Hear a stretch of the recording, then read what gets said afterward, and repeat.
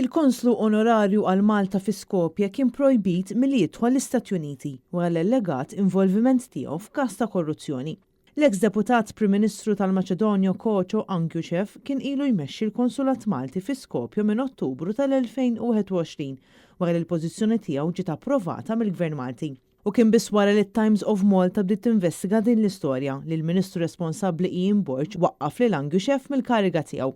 Dan kollu juri li l-Gvern Laburista żamm persuna li allegatament kienet involuta fil-korruzzjoni sabiex tokkupa kariga daqstant importanti fil-Maċedonja.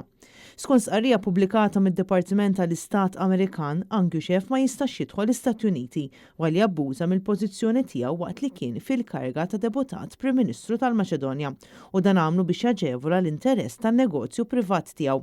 Anguchev serva bħala deputat Prim Ministru responsabbli mill-ekonomija mill-2017 sas-sena 2020 taħt il-gvern immexxi minn Zoran Zaev li dak iż-żmien kien il-mexxej tal-partit SDSM.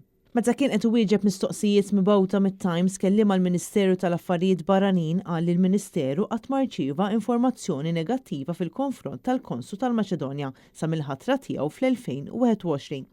Min-naħa tiegħu Koċo Anguchev ċaħat l-istorja u qal li se jkun qed jappella minn din id-deċiżjoni filwaqt li qal li ma kien hemm ebda bażi li twassal biex hu jitwaqqaf milli jidħol fl-Istati Uniti.